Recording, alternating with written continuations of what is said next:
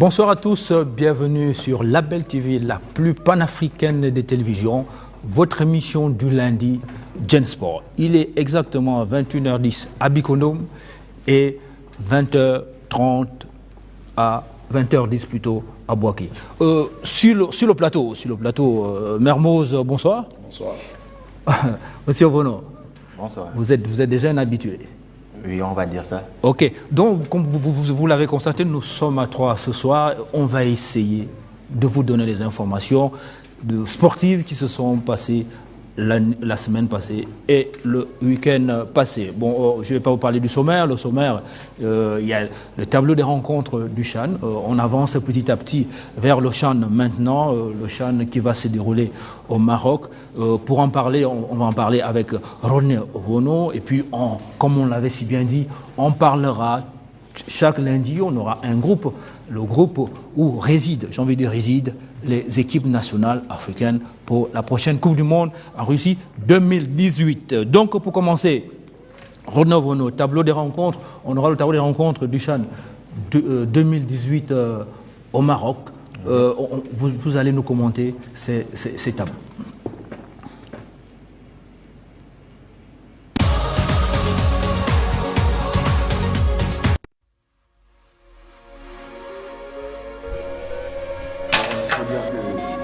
Le match du CHAN commence le 13 janvier avec le match inaugural, donc Maroc-Mauritanie. Et nous avons donné pêle-mêle aux téléspectateurs de la télévision les matchs phares. Le 14 dans le groupe B, il y a Zambie-Ouganda. Le 15, Angola-Burkina Faso. Ensuite, nous avons Côte d'Ivoire-Zambie, le 18. Le 19 dans le groupe C, la Libye contre le Nigeria. Dans le groupe D, donc le 20, Angola-Cameroun. Alors le 21, dans le groupe A, Soudan-Maroc. C'est vraiment un match à suivre. Ensuite, Rwanda-Libye dans le groupe C, le 23. Dans le groupe D, Burkina Faso-Cameroun. Ce sont là un peu les matchs phares du premier tour. Et les quarts de finale interviendront le 27 janvier et le 28. Demi-finale le 31 et la finale le 4. Oui, mais il y a quand même quelques affiches. On va regretter, comme on l'a déjà beaucoup dit ici sur notre plateau, l'absence du Gabon en faveur de la Guinée équatoriale. Oui, bon, ça a été une décision ministérielle prise par l'ancien ministre des Sports, Dr Nicolas Sélé, qui a vu ses raisons, qui a expliqué aussi ses raisons. On ne va pas revenir là-dessus. Par contre, pour parler de ce CHAN 2018, il faut dire que pour le CHAN, le plus souvent, les équipes qui marchent bien dans le CHAN, les équipes qu'il faut craindre, ce sont ces équipes-là qui n'ont pas beaucoup de joueurs, on va dire stars, à l'extérieur. Ce sont ces équipes où d'abord on a un bon championnat. Ce sont ces équipes où pratiquement l'équipe du CHAN est la même qui joue aussi les compétitions internationales, si on peut parler comme ça, c'est-à-dire où on a une forte dominance de joueurs locaux qui jouent dans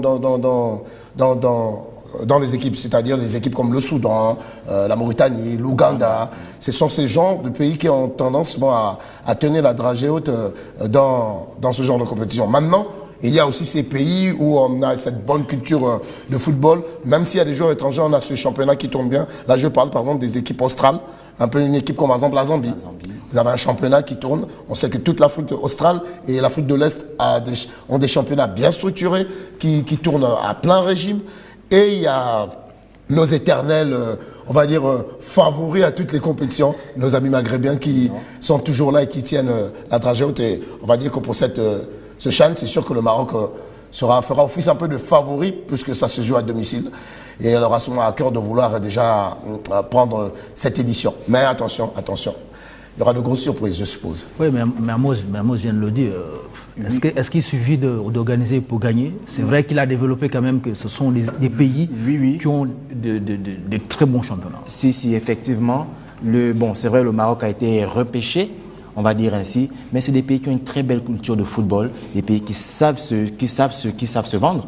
Alors, en l'absence de la République démocratique du Congo, malheureusement qui a été éliminée, la succession elle est ouverte, mais moi je penche beaucoup sur les équipes australes. Elles ont vraiment, comme disait Mermoz, c'est des équipes aussi qui ne jouent pas forcément avec des joueurs qui s'exportent. Donc la culture, elle est la même, les joueurs se connaissent et généralement c'est du beau football. Oui, vous parlez des joueurs exportés. On parle quand même du CHAN, donc ça veut dire quand même que ceux qui jouent, voilà, ceux qui jouent dans les championnats, comme on va appeler ça domestiques, oui, qui disputent cette compétition-là. Mais je prends par exemple, moi je vais prendre par exemple des équipes comme la Guinée ou à la rigueur même la Côte d'Ivoire, qui a en ce moment maintenant un championnat bien structuré, professionnel, qui a eu un bon sponsor, Canal+, pour la diffusion.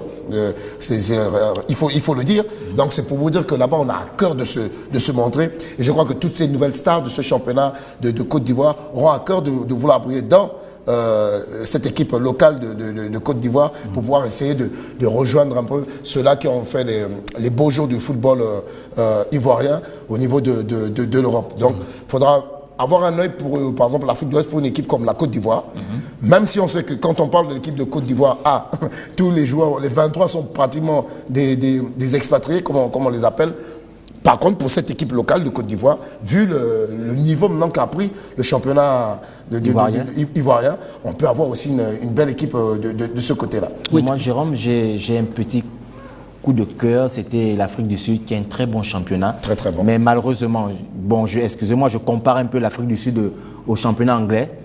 Un très bon championnat, des très bons joueurs, mais l'équipe elle-même n'est pas bonne. Beaucoup d'étrangers dans le championnat d'Afrique du Sud. Il faut dire que vous avez des Australiens, pour les Blancs, il y a des Australiens, des Néo-Zélandais qui vont jouer là-bas. Et beaucoup de pays frontaliers, notamment les Botswanais, les Zambiens, les Zimbabwéens, plein jouent aussi dans les clubs d'Afrique du Sud, ce qui tronque un peu, on va dire, l'équipe nationale. Le problème, c'est même le problème qu'a eu, c'était l'Angleterre, depuis que son championnat est très développé, avec cette plénitude de joueurs étrangers, ça se ressent un peu après, maintenant sur les résultats de l'équipe nationale anglaise. Oui, c'est important de souligner l'histoire de beaucoup d'étrangers. Vous avez parlé de l'Angleterre, évidemment, Mermoz. On va parler d'Italie. Les Italiens, on en comptait du bout des doigts. Oui, les Italiens qui s'exportaient. Et depuis que les Italiens ont ouvert les ports. Mais ça se ressent. Malheureusement, ça se ressent. Il y a quelques années, quand vous prenez l'Allemagne, en 2002, tous les joueurs, les 11 titulaires jouaient en Allemagne, l'Arabie Saoudite, les 11 titulaires jouaient en Arabie Saoudite. En Italie, ils ont su cette histoire où les joueurs jouaient dans leur championnat. Il y avait l'Inter, il y avait le Milan, il y avait la Juve, il y avait le Torino. Mais bon, après l'ouverture vers d'autres championnats, la découverte n'a pas été celle qu'ils attendaient. Donc, malheureusement, aujourd'hui, ça se voit. La Juventus n'est que l'arbre qui cache la forêt italienne. Malheureusement, l'Italie ne pèse pas. Nous militons pour moins d'étrangers dans chaque championnat domestique. Pour conclure par rapport à ce sujet. Oui, sinon, le problème, c'est que ce sera dur parce que les enjeux économiques qu'il y a maintenant dans le football, et on veut allier donc finance et spectacle. Et pour le spectacle, on a besoin de toutes ces stars qui viennent rendre ces championnats. Aujourd'hui, si les Anglais sont fiers de dire qu'ils ont le meilleur championnat du monde, c'est à cause de cette plénitude d'étrangers qui fait en sorte que ce championnat aujourd'hui, non seulement gagne beaucoup d'argent, c'est le championnat qui a les droits télé les plus élevés pratiquement de la planète. Ouais, au détriment souvent de l'équipe nationale. On va conclure ce sujet-là par rapport à ce que M. Mermoz venait de nous dire. On va maintenant parler du groupe du Maroc, groupe B, Coupe du Monde Russie 2018, où le Maroc, évidemment, est logé. Si ce n'est pas le groupe de la mort, alors il y apparaît comme l'Iran, le Maroc, aux côtés des vainqueurs des 3 derniers championnats d'Europe, le Portugal et l'Espagne. Et l'affiche de ce groupe sera sans aucun doute entre ces deux-là, qui se croisent fréquemment dans les grandes compétitions. En Russie, les Portugais n'avanceront pas en terrain inconnu. Les vainqueurs de l'Euro 2016 ont participé à la Coupe des Confédérations 2017. De son côté, l'Iran pourra compter sur Sardar Azmoun, auteur de 11 réalisations en qualification. Côté africain, les Lions de l'Atlas ont fini premier du groupe C, très relevé devant la Côte d'Ivoire, le Gabon et le Mali. Le Maroc est sorti de ses qualifications sans avoir encaissé de but. Après un mondial et un Euro raté, l'Espagne aura à cœur de se refaire un nom au sein de l'élite du football mondial. Oui, c'est vrai qu'on a eu l'occasion, l'opportunité, l'honneur d'ailleurs même de vivre ce tirage au sort en direct sur ce plateau. Le Maroc, dans son groupe, on l'a dit, mais on va insister un peu. Le Maroc peut s'en sortir quand même. C'est le football, hein. Le ballon il est rond pour tout le monde. Donc quand on va dans une compétition, c'est pour vouloir la gagner et pour vouloir aller le plus loin possible. Sera 11 joueurs contre 11 joueurs. Donc le Maroc, s'il faut s'en tenir à cela, oui, le Maroc peut s'en sortir. Maintenant, quand on va voir maintenant sur le papier, donc les stars en présence, les effectifs en présence, là on sait que ça va être difficile pour cette équipe du Maroc. La seule chose qui va jouer pour cette équipe marocaine, c'est qu'on n'a plus une équipe du Maroc, on n'a pas une équipe du Maroc avec une seule star. On a le coach Hervé Renard a réussi à faire un groupe, à faire un bloc et un groupe vraiment solide. Rappelons que elle a eu la meilleure défense des éliminatoires de zone Afrique avec 0 but encaissé.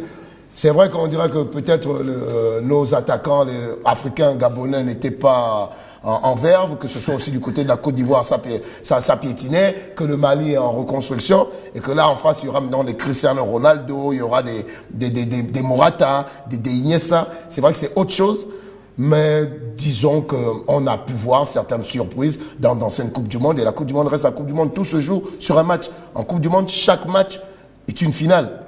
On va se rappeler cette équipe magnifique Algérie avec Rabat Madiar de 82 qui avait créé la surprise en battant lors de son premier match une équipe qui était favorite dans le groupe, l'équipe favorite du groupe qui était l'Allemagne. Donc pourquoi le Maroc ne ferait pas l'exploit? On croit à l'exploit, même si on sait que ce sera difficile avec, comme on l'a si bien dit dans le papier, les deux derniers vainqueurs des 3 dernières Coupes d'Europe, que sont les Portugais et les Espagnols. Oui, comme vous venez de le rappeler, parce que quand on a quand même entendu le coach Hervé Renard, qui n'a cessé de dire que bon, les Marocains c'est Barcelone, c'est Real de Madrid, et en face d'eux, ils auront ces stars-là.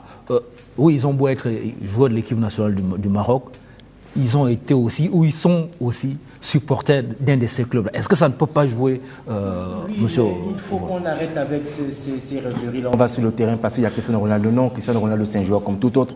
C'est vrai qu'il est stratosphérique, mais c'est des joueurs marocains, ce sont des joueurs, ils sont là, ils vont en Coupe du Monde. L'objectif, c'est de gagner. L'objectif, c'est le second tour. Mais à bien voir ce groupe B et le groupe, pour moi, c'est le groupe de la mort. Parce que en regardant bien l'Iran, c'est la 3e nation qualifiée. Oui, après. Donc la 2e nation qualifiée sur tapis vert. Donc, après le Brésil. Après le Brésil. Leur attaquant a marqué 11 réalisations. Sur le terrain, pas sur tapis vert. Pardon, excusez-moi, sur le terrain. Pardon. et leur attaquant, Aznou, a marqué 11 réalisations. C'est autant même que des attaquants au niveau mondial. Bon, enfin, ça peut être discutable. L'Iran a joué contre qui? Bon, enfin, oui, mais cela ne veut pas dire qu'ils ne méritent pas leur place. Non, en Coupe du Monde. Non, c'est pour dire qu'ils méritent leur place, puisque on a une équipe qui est quand même 2e nation qualifiée. C'est déjà beaucoup. C'est vrai que on dira que la zone Asie c'est pas trop relevé, mais elle est relevée par rapport aux équipes qui jouent qui jouent cette zone. C'est comme aussi la zone Afrique. Le Maroc s'en sort avec 0 but. C'est la meilleure défense de toute confédération confondue. Oui. Alors, si les 16 équipes se qualifient à la dernière journée, ça veut dire que ça a été dur. Ouais, c'est vrai que c'était dur. Ok, on n'a pas Cristiano Ronaldo, il y a les Espagnols, c'est quand même 2 gros morceaux. Il faut être parmi les 2 premiers pour passer au 2e tour. Je veux bien, mais vous savez, quand on parle Portugal, tout le monde voit Cristiano Ronaldo. Oui. Voilà. Mais rappelons que cette équipe du Portugal s'est pratiquement qualifiée sur la dernière journée. Même la dernière. C'est la toute dernière journée. Elle a eu des problèmes avec une équipe comme la Suisse.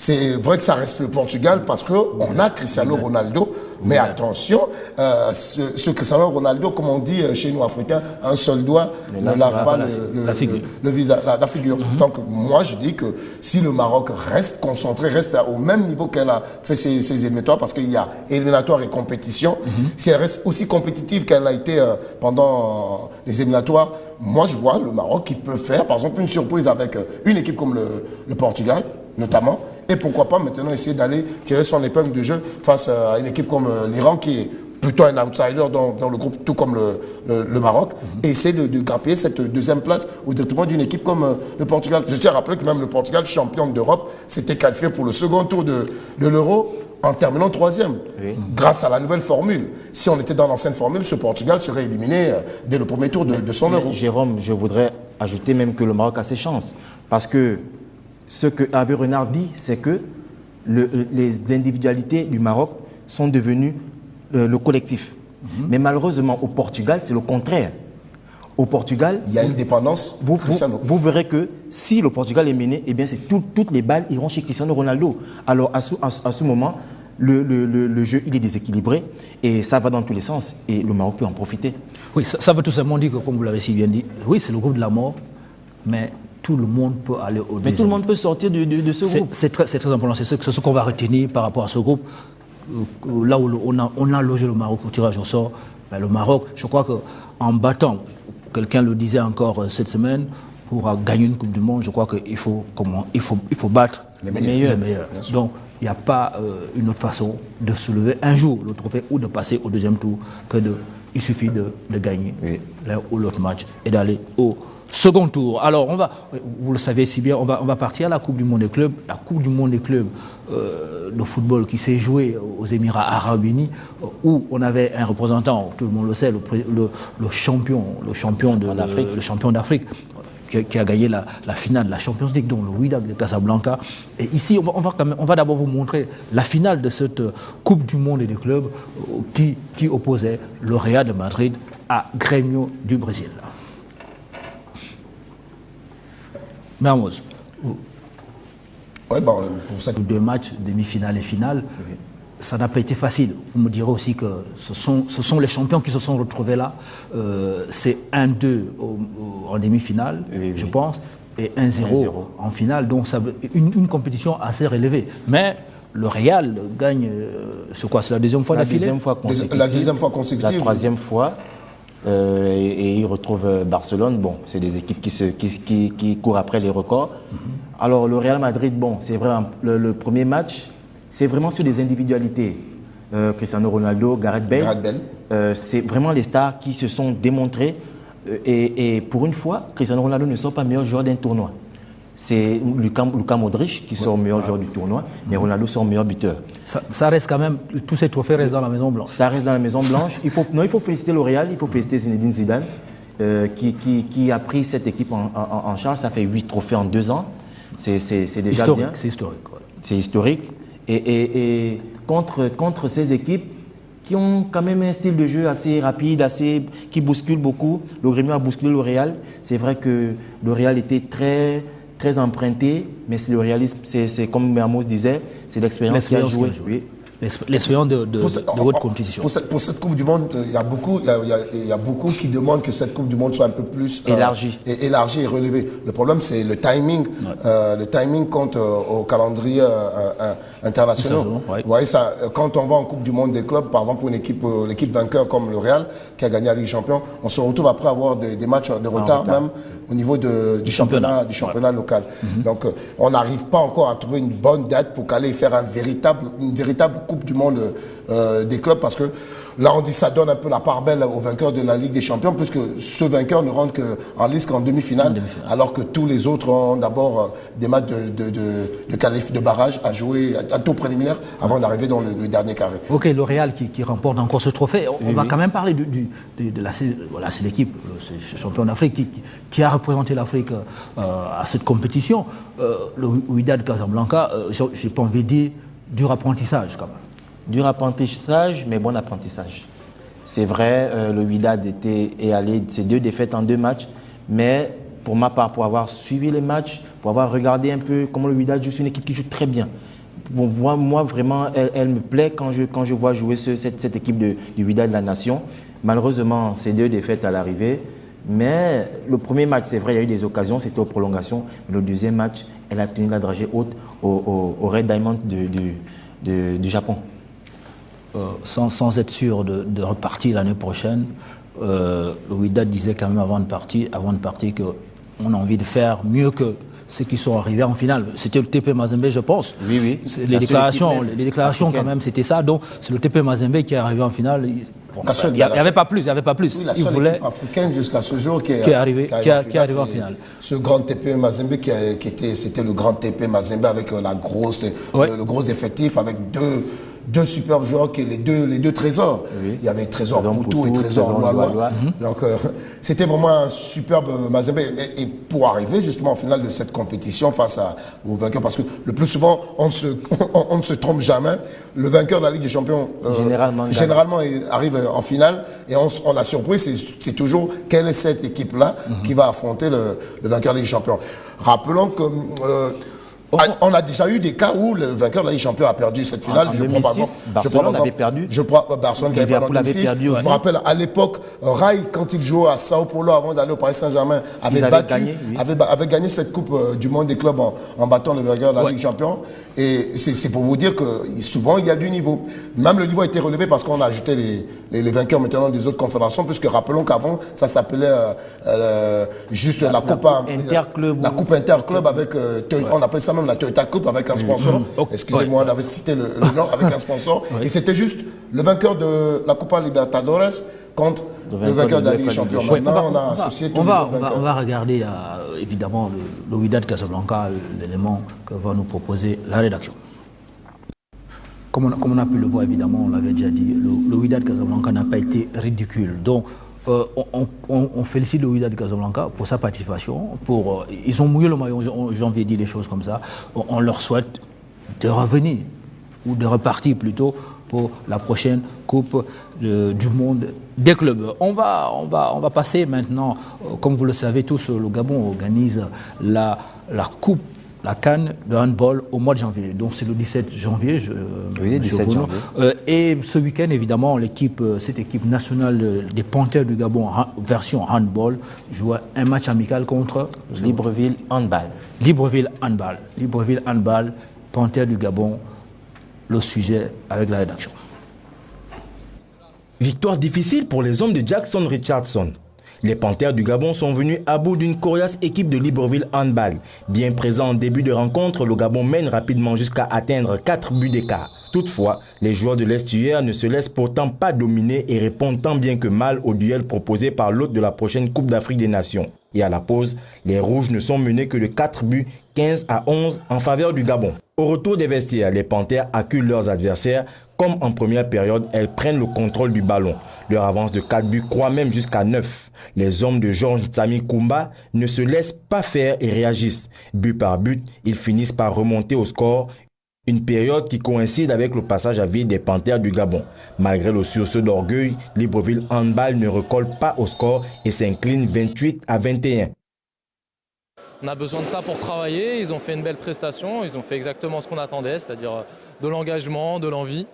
Ça nous permet de bien travailler. Donc j'ai vu vraiment des choses intéressantes. Après, voilà, ça pêche énormément sur les petits défauts techniques. Encore une fois, les pertes de balles là, avec la chaleur, on sent que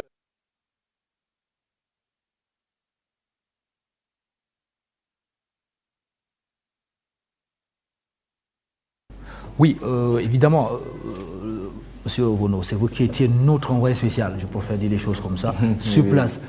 Non, ici, dites-nous, donnez-nous vos sentiments, parce que nous, on a regardé seulement l'élément. Oui.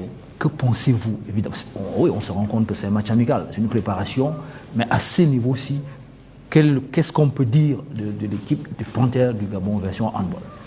Alors, dire que les Panthères se préparent, je vais dire continuent leur préparation, c'est leur deuxième match. C'est 2 victoires, mais c'est des clubs de Ligue de l'Estuaire. C'est pas top niveau international, c'est des joueurs de semi-pro. Bon, moi pour ma part, les Panthères ne sont pas prêtes. En ayant regardé le match intégralement, il y a des choses qui ne m'ont pas forcément plu. D'abord en tant que supporter et en tant qu'homme de médias, je dirais qu'il faut que les Panthères se mettent beaucoup à l'ouvrage parce qu'il y a eu beaucoup de phases inutiles. Il y a eu beaucoup de phases de jeu qui n'avaient pas besoin d'être faites parce que devant, c'est du lourd. Devant, c'est l'Algérie, 7 fois champion d'Afrique. C'est la Tunisie, 9 fois champion d'Afrique. C'est l'Égypte, 6 fois champion d'Afrique. Alors, pour que le Gabon ait des chances d'aller en finale, ne fût-ce qu'aller même au second tour, il faut que les Panthères du Gabon épurent leur jeu. Un petit mot quand même, on peut dire qu'ils sont encore en plein réglage. Moi, je suis entièrement d'accord avec l'analyse de Rodney, parce que on est pratiquement à un mois, pratiquement jour pour jour, de l'ouverture de cette compétition. Et c'est maintenant qu'on commence à faire les matchs amicaux de cette équipe. Et comme l'a si bien dit René, enfin ce sera du lourd. Mais ça, je dois vous interrompre, ils ont été quand même mis au vert en France, je ne sais plus, il y a un mois d'ici.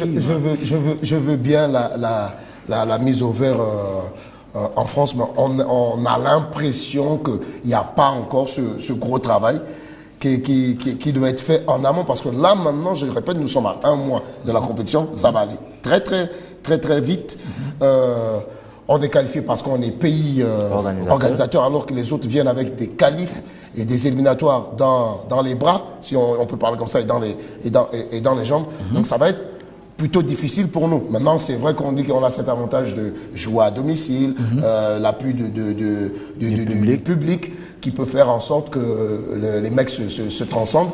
Mais beaucoup de déchets techniques, il faut d'abord essayer de relever le niveau. Il faut d'abord relever le niveau technique de notre équipe, et puis avoir maintenant causer un certain plan de jeu pour notre équipe. Oui, ok. Je l'ai dit, ils sont préparés, les Panthères. Elles sont en préparation. Cependant, ok, un mois, c'est pas beaucoup. Ça peut être aussi beaucoup. Je ne sais pas si tous les internationaux étaient là. Bon, ils n'étaient pas tous là. Il y a certains qui doivent arriver dans les semaines à venir. Mais voilà, c'est déjà un problème. Si le groupe n'est pas au complet, alors qu'on est, en vérité, samedi, on est à 30 jours. Nous sommes lundi, donc nous sommes à moins d'un mois. Alors, là, ce qu'il faut faire, c'est qu'il faut, pour ma part, jouer des équipes de ligue, de sous-ligue, il faut prendre des équipes avec qui on a à peu près le même niveau. C'est important quand on prépare ce genre de choses. Comme tout à l'heure, on a parlé du Maroc, j'ai omis de le signaler. La CAF a pris des responsabilités en disant qu'on a 5 pays qui vont en Coupe du Monde. Désormais, il y avait des matchs au mois de mars, vous les repoussez tous au mois d'octobre pour que ces équipes-là puissent mieux se préparer contre les équipes des autres continents. Donc, je pense que c'est peut-être ce qu'il faut faire au lieu de jouer contre les équipes de seconde zone des clubs. C'est-à-dire, sur ce point, je suis d'accord, comme l'a dit René, c'est-à-dire que la fédération fasse l'effort de faire affronter cette équipe, même des équipes qui ne sont pas qualifiées pour cette Coupe d'Afrique, mais qui sont d'un niveau acceptable et qui auraient un niveau ou un style de jeu qui ressemblerait à ces équipes-là qui seront dans le groupe du Gabon, plutôt que de jouer les équipes qui sont semi-professionnelles et où on sait que ça tâtonne pour l'instant encore vraiment pour ce championnat semi-professionnel de handball qui a du mal vraiment à décoller. Ok, on espère qu'on nous écoute, qu'on nous suit pour essayer, j'ai pas envie de dire, on ne connaît pas évidemment aussi, parce qu'il ne faut pas se prononcer, le programme futur de ces Panthères du Gabon par rapport à leur préparation. Sans transition, nous partons, on va regarder autre chose. Ici, on va quand même voir la finale de la Coupe du Monde de handball qui s'est jouée hier entre la France et la Norvège. Et là, c'est au niveau féminin, la Norvège qui a toujours bousculé, j'ai même envie de dire, balayé la France. Je crois 4 finales. La France a perdu les 4. La France a joué 5 finales. Ils en ont gagné une en 2013. Mais ce n'était pas contre la Norvège. C'est la première fois que la France féminine, équipe nationale féminine de handball, bat la Norvège en finale de Coupe du Monde. Mermoz. Ouais, pour moi, déjà, c'est une surprise. Tout le monde voyait l'ogre norvégien champion du monde. Déjà, c'était les favoris. Cette équipe féminine de Norvège. La France attendait ce trophée depuis longtemps, depuis 2003. La dernière fois que l'équipe de France avait été championne. Déjà, à l'époque, on avait fait appel au sorcier, parce que lui, il est maintenant le sorcier de cette équipe nationale après le départ d'Alain Portes de l'époque. C'est Olivier Crumbles qu'on appelle toujours à la ressource quand il faut rebooster l'équipe féminine de handball française. Donc ça a été une grosse surprise. Une belle finale. Elle a tenu la dragée haute à cette équipe de Norvège. Moi, ce que j'ai aimé dans cette équipe de France, c'est que les interviews d'avant-match et les conférences de presse d'avant-match, quand on écoutait les joueuses, on sentait qu'il y avait déjà un plan qui était préparé pour cette équipe de Norvège. Il y a eu beaucoup de vidéos sur l'équipe de Norvège et ce coach a su faire en sorte que ces filles puissent respecter les consignes et elle a pu contenir cette équipe de Norvège. Rappelons qu'elle a pratiquement mené l'équipe de Norvège, elle a tenu la dragée haute et a gardé ce but d'avance depuis la première mi-temps. Et pour la petite histoire, je suis un peu contente que ce soit cette équipe de France qui gagne cette Coupe du Monde parce qu'il y a beaucoup de filles d'origine africaine et je tiens à rappeler qu'il y a une Gabonaise championne du monde, Estelle Nzeminko, qui est franco-gabonaise et qui est dans cette équipe de France de handball. C'était important à signaler, d'où, parce qu'on peut nous dire pourquoi on parle des équipes européennes qui jouent la finale de la Coupe du Monde handball, mais on vient de parler de Nzeminko. C'est un Nzeminko qu'on appelle dans le... Elle est d'origine gabonaise. Oui, dans le milieu du handball en France et international. Ses collègues ont tendance à la taquiner, on l'appelle la mercenaire parce qu'elle fait rarement plus de 2 ans dans un club. Elle change tout le temps de club et elle-même elle dit que tous ces clubs, dans une interview qui remonte, elle disait toujours que tous ces clubs où elle a pu passer l'ont toujours apporté quelque chose en plus. Aujourd'hui, elle joue en Hongrie dans le club de Sofiok. Et pour moi, c'est une belle récompense pour elle. Cette jeune, elle est née en 1991, 26 ans. Donc, il y a encore de la marge. Et c'est une fierté aussi, on va dire, pour nous, Gabonais, de voir une compatriote, même s'il faut le rappeler, elle est franco-gabonaise, remporter cette Coupe du Monde. Oui, je vous avoue que du côté de Franceville, moi j'étais devant mon écran parce qu'on ne dirait pas que c'était des filles qui jouaient. Le match c'était palpitant. Oui, parce que ça va du fait que déjà quand vous avez un adversaire qui vous a battu 4 fois, il y a cette envie, il y a cette flamme. Il y a Lagarbert, la gardienne, qui disait on va les battre, on sera champion du monde. Déjà, comme les interviews d'avant-match, elle a dit on va les battre, nous serons champions du monde.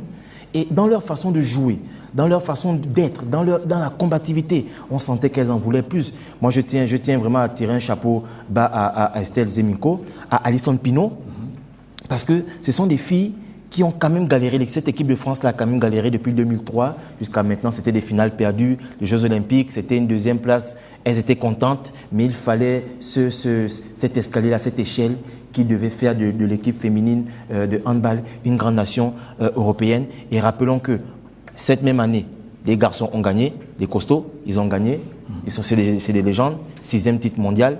Et voilà, les filles qui gagnent leur 2e titre mondial, c'est vraiment une année fantastique pour l'équipe de France. Juste pour la petite histoire, en parlant encore d'Estelle Nzeminko, tu m'as rappelé que quand l'équipe de France gagne sa Coupe du Monde de 2003, Estelle Nzeminko démarrait à peine le handball puisqu'elle a commencé le handball à 12 ans. 12 ans. Oui. Félicitations à l'équipe de France, plus particulièrement à Nzeminko, le prénom c'est Estelle. Estelle, la franco-gabonaise qu'on salue et qu'on félicite. On va dire la gabonaise qui joue en équipe de France. Qu'on félicite.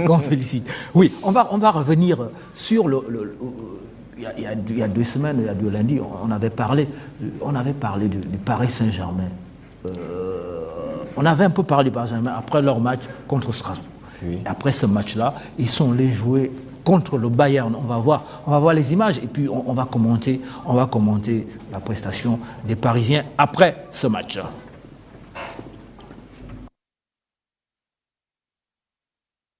Après sa première défaite en championnat face à Strasbourg, le Paris Saint-Germain a subi la loi du Bayern Munich à l'Allianz Arena. Les Allemands, qui ont montré un meilleur visage que celui du match aller où ils avaient coulé au Parc des Princes, ont surclassé les Franciliens. Le PSG a été la victime de ses largesses défensives durant la rencontre. Dès la 8e minute de jeu, Robert Lewandowski ouvre la marque pour Munich. Moins d'une demi-heure plus tard, Paris encaisse un second but, œuvre de Corentin Tolisso. Les joueurs d'Emery réduisent le score par Kylian Mbappé, mais le Bayern est plus fort. Tolisso, encore lui, fait le break 3-1 pour les joueurs de la Bavière. Paris, malgré la défaite, termine en tête du groupe. Toutefois, les coéquipiers de Neymar vont affronter un adversaire qu'ils ne pensaient pas croiser de sitôt, le double tenant du titre, le Real Madrid.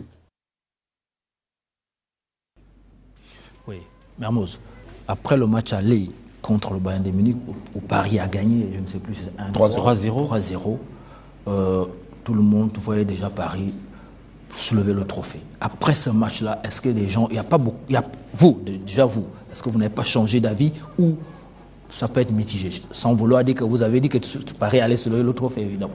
Non, Paris a fait un recrutement pour soulever ce trophée. On ne dépense pas 400 millions d'euros dans le mercato pour ne pas vouloir soulever ce trophée. Maintenant, tous les matchs ne se ressemblent pas. Moi, pour ma part, pour ce match Bayern Dominique Paris Saint-Germain, le match retour, j'ai l'impression qu'on a Paris est reparti un peu dans les travers de la saison dernière.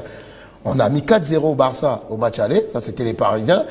Donc on est tout content d'avoir mis 4-0 au Barça au match aller. On se dit qu'on va gérer le match retour pour juste se qualifier et on en prend 6 dans la gueule. Excusez-moi de l'expression.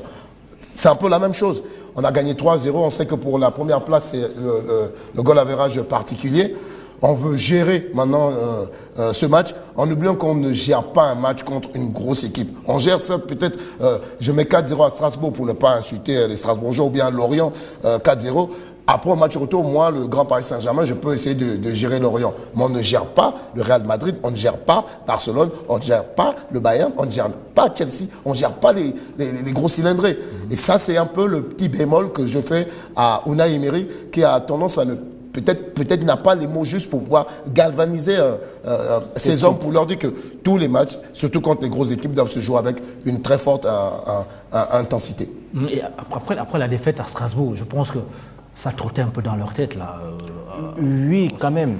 Et puis il faut reconnaître que cette équipe du Paris Saint-Germain, je ne sais pas si c'est des errements ou bien s'ils sont trop suffisants, mais souvent on a tendance à avoir une équipe qui ne joue pas, une équipe qui se découvre, c'est vrai, on fait 700 passes dans le match, mais 700 passes, c'est rien. Contre le Bayern Munich, eh bien, ça paye cash. Si, malheureusement, le Paris Saint-Germain a ce défaut de toujours vouloir gérer, et il faut une mauvaise gestion. Contre Chelsea, le but de Dembaba, c'est la même chose. On veut gérer l'avance alors que c'est juste un petit but. Contre le Barça, à la 3e minute, vous prenez un but, c'est parce qu'on veut faire une gestion. Mais jouer, le Paris Saint-Germain n'a qu'à jouer son football. Et là, malheureusement, ils ont le problème que Arsenal a eu l'an passé. En sortant premier du groupe, ils affrontent le Bayern. Dès les huitièmes de finale. Là, ils affrontent le Real Madrid. On va revenir sur ça, évidemment, sur ce tirage au sort après. Ici, Mermoz, vous l'avez si bien dit, on se rappelle du match retour contre Barcelone, où la défense, parce que quand on regarde quand même les buts de Lewandowski, ça a été le même cas où on pouvait mettre le ballon dehors, on veut dribbler, on est dans sa petite surface de réparation. Est-ce que ce sont toujours les mêmes défenseurs qui sont là? Et ça se répète. C'est quand même pas compréhensible. D'où la raison pour laquelle le recrutement d'un joueur teigneux et qui aime arguer ses troupes et qui a de l'expérience en la personne de Dani Alves. C'est pour essayer de ne pas recommencer à faire ces mêmes erreurs. C'est vrai que la défense prend des buts, mais la défense commence par l'attaque.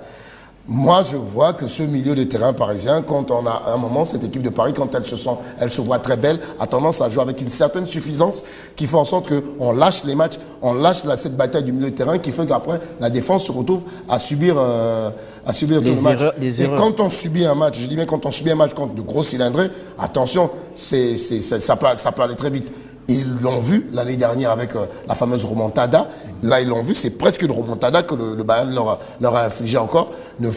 On a vu que quand ce Paris Saint-Germain a un tant soit peu haussé son niveau de jeu, c'est-à-dire à jouer à son niveau, le but est arrivé pour pouvoir permettre de terminer premier du groupe. C'était le même cas lors de la remontada. Ils étaient menés 3-0.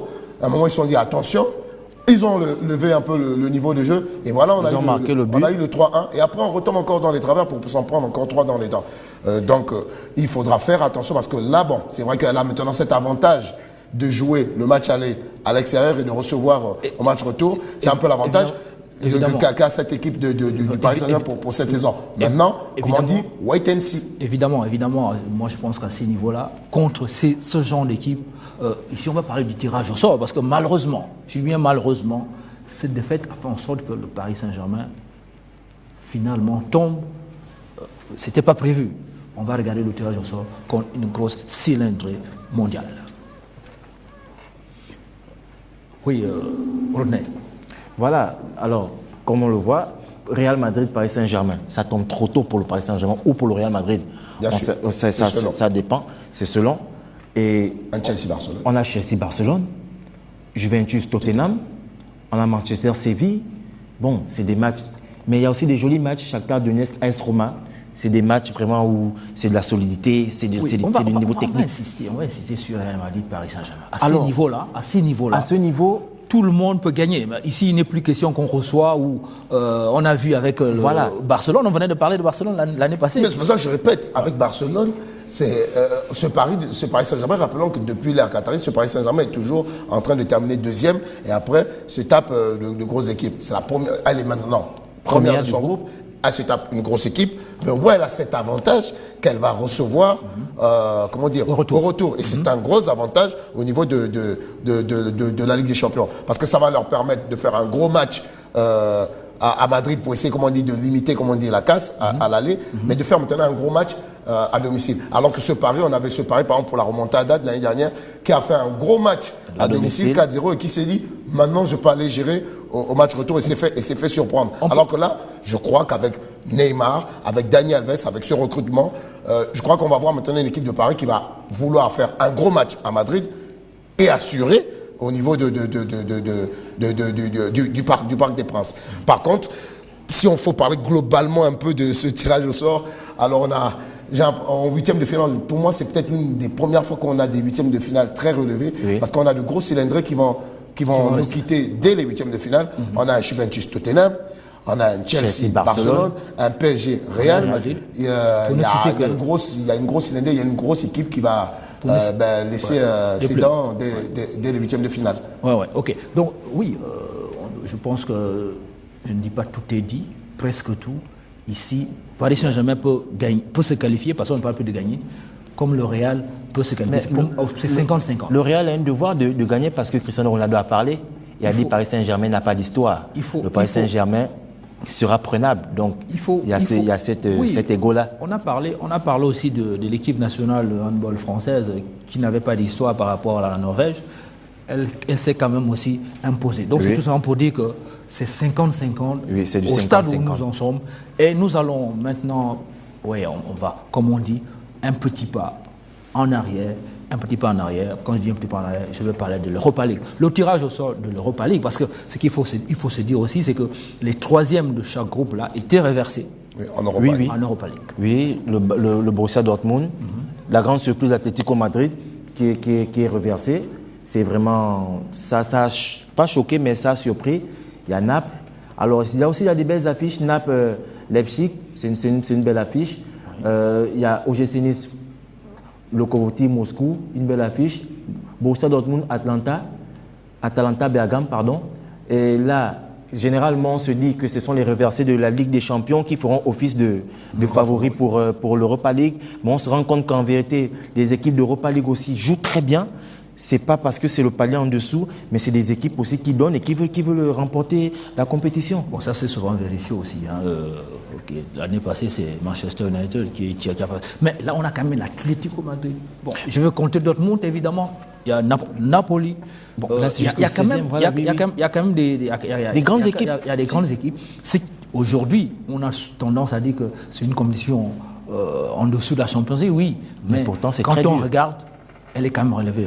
Elle est relevée, et d'autant plus qu'elle devient de plus en plus importante, cette compétition, dès lors que maintenant, le vainqueur de cette compétition se qualifie pour la Ligue des Champions. Donc c'est maintenant un raccourci pour certains clubs, et on l'a vu l'année dernière, notre ami José Mourinho en a profité, lui qui disait que sa priorité c'était terminer dans le top 4 pour pouvoir être en Ligue des Champions, voyant à mi-chemin que ce n'était plus vraiment possible pour lui de rentrer dans ce top 4, plus que l'année dernière, rappelons, Manchester United a été l'équipe championne des matchs nuls en Première Ligue. Il a commencé à y croire par cette Ligue Europa, et en la gagnant, aujourd'hui, il se retrouve en Champions League. Par contre, juste une petite parenthèse aussi, je voudrais parler d'un match dans ce tirage au sort, c'est celui de l'Étoile Rouge de Belgrade contre le CSKA de Moscou, puisque là je vais parler d'un de nos compatriotes qui est dans cette Ligue Europa. C'est Gaylor Kanka qui joue avec l'Étoile Rouge de Belgrade, et toujours titulaire souvent pour la Ligue Europa, donc qui jouera contre les Russes du CSKA Moscou. Bonne chance à Kanga, à Gaylor, évidemment. Et là maintenant on va parler de quoi? Du Ballon d'Or. Ballon d'Or, vous allez me dire, c'est toujours le même. Le Ballon d'Or, Cristiano Ronaldo. Et de 5 pour Cristiano Ronaldo dos Santos Aveiro. C'était attendu et c'est désormais officiel. Cristiano Ronaldo a remporté le titre individuel le plus prestigieux du football. Après 2008, 2013, 2014 et 2016, il s'empare de nouveau du Ballon d'Or France Football 2017, rejoignant ainsi l'Argentin Lionel Messi en tête du classement. Les deux joueurs se sont partagés le magot lors des 10 dernières années. Si cette victoire paraît légitime, c'est parce que CR7 a tout raflé ou presque. La Liga Santander, l'UEFA Champions League, la Super Coupe d'Espagne et d'Europe. La question qu'il faut alors se poser, c'est qui viendra stopper la suprématie des extraterrestres que sont Ronaldo et Messi. On ne va pas faire beaucoup de commentaires. On voit bien que la Maison Blanche rêve tout. En plus, Ronaldo, c'est encore un autre trophée. On ne va pas faire beaucoup de commentaires. On a vu, on a suivi l'élément. Oui, quand même, il n'était pas meilleur joueur à la Coupe du Monde des clubs. C'est un de ses coéquipiers, Modric, qu'il a été. Mais on va parler maintenant du meilleur joueur africain, BBC.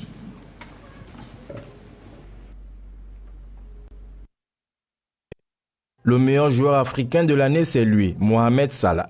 L'Égyptien de 25 ans qui a connu une année exceptionnelle tant en club qu'en sélection devance le Gabonais Pierre-Emerick Aubameyang et le Guinéen Naby Keïta. L'actuel meilleur buteur de la Première Ligue n'en finit plus d'impressionner. En Italie, le natif de Basium en Égypte a inscrit 15 buts et délivré 11 passes décisives. Des performances qui ont permis à l'AS Roma de finir deuxième de Serie A et ainsi se qualifier pour la Ligue des Champions. Depuis son début de saison à Liverpool, il en est à 13 réalisations en 16 rencontres. Mohamed Salah a été le fer de lance de sa sélection avec laquelle il atteint la finale de la Coupe d'Afrique des Nations. Il est également le grand artisan de la première qualification des Pharaons à un mondial depuis 1990. Le Reds est impliqué dans les 7 buts qui ont qualifié son pays pour Russie 2018. Pour le principal intéressé, c'est toujours un sentiment spécial de gagner quelque chose. Celui qui dit travailler dur pour devenir le meilleur joueur égyptien de tous les temps se sent prêt à rempiler pour l'année prochaine. Avec le trophée de la BBC de Mohamed Salah, on a plutôt l'impression que les choses se précisent là pour le Ballon d'Or africain.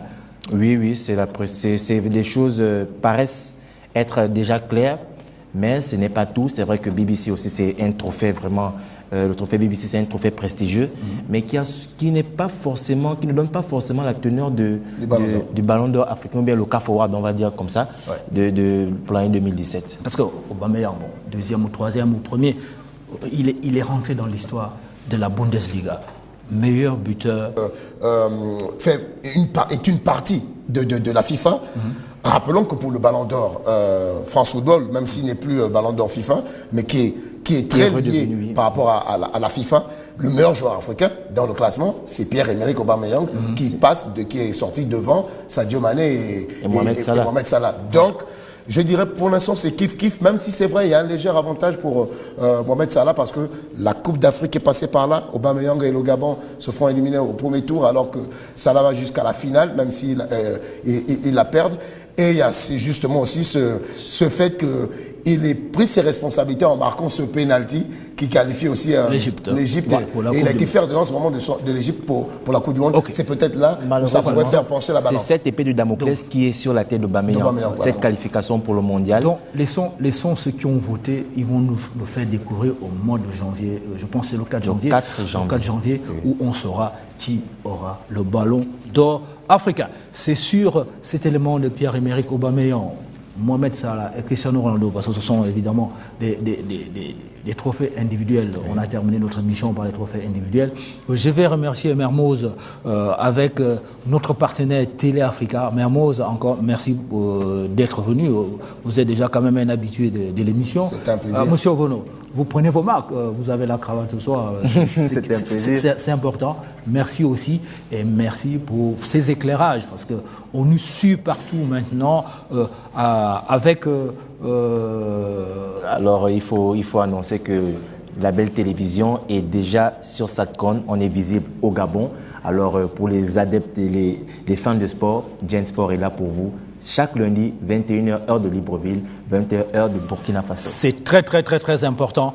Télé Africa et la Belle TV maintenant aussi sur Satcom. Oui. Vous pouvez continuer à nous regarder tous les lundis. Et je vous dis bye bye. Un coucou à Ismaël Lo à Dakar. À la semaine prochaine.